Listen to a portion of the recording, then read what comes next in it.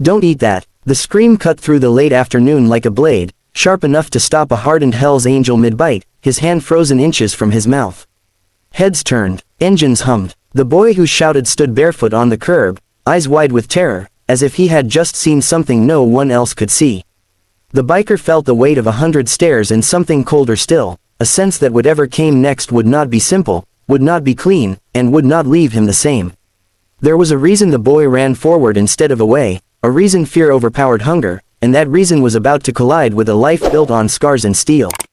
If you believe in kindness, second chances, and the quiet miracles that happen when strangers listen, please like, comment, share, and subscribe to the channel. Only kindness before the story continues. The Hell's Angel's name was Rafe Calder, a man shaped by long roads and longer regrets. He had learned to read danger the way other people read weather, but this moment confused him.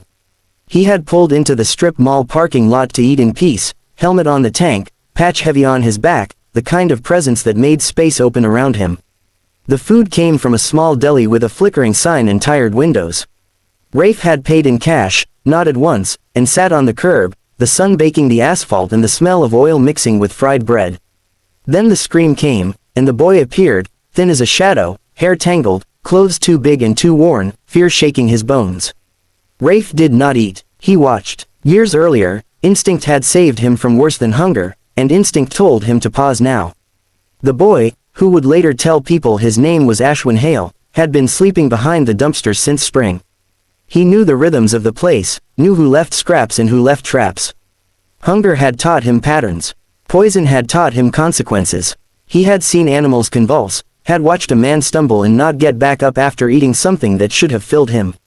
The deli had a new owner, new rules, and a quiet cruelty hidden behind paper bags. Ashwin had seen the man spray something where food fell, had smelled something sharp that burned the back of his throat.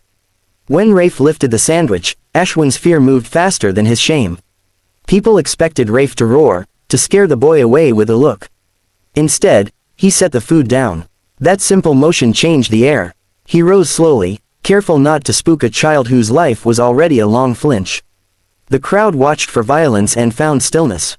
Rafe had learned stillness in prison yards and hospital rooms, learned that sometimes the strongest thing a man could do was stop.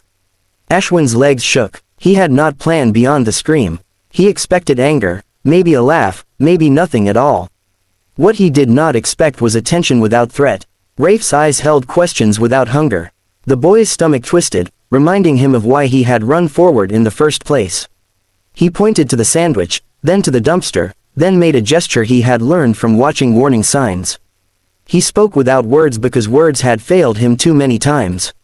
The message landed anyway. Rafe listened. He listened the way he wished someone had listened to him years ago, before a bad decision turned into a bad life.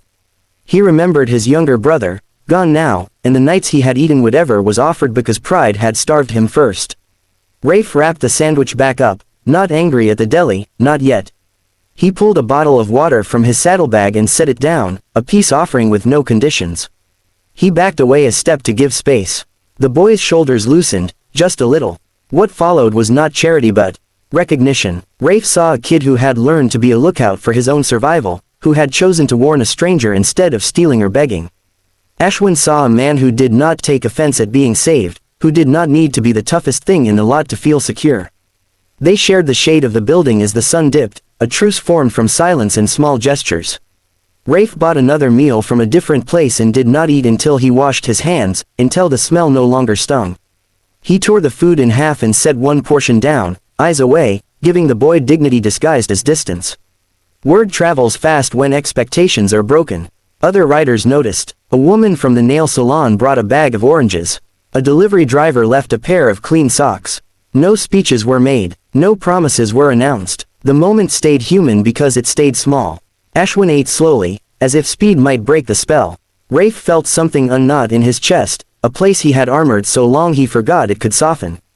The days that followed stitched the moment into something sturdier. Rafe returned with water, then with information about shelters that did not ask for more than they gave. He used his size to stand between Ashwin and people who saw a target instead of a child. Ashwin learned the sound of Rafe's bike and waited with a cautious hope that felt dangerous and bright.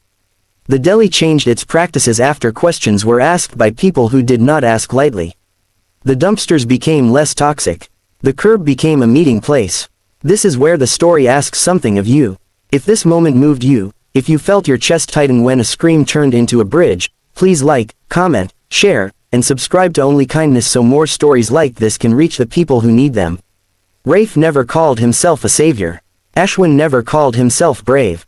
Yet bravery lived there anyway, in the choice to warn, in the choice to listen, in the choice to come back.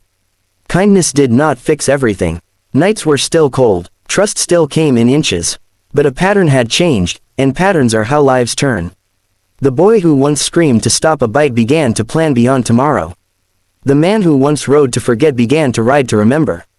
Before the ending, please leave a comment telling us what part of this story stayed with you the most, or share a moment when a stranger's kindness changed your path.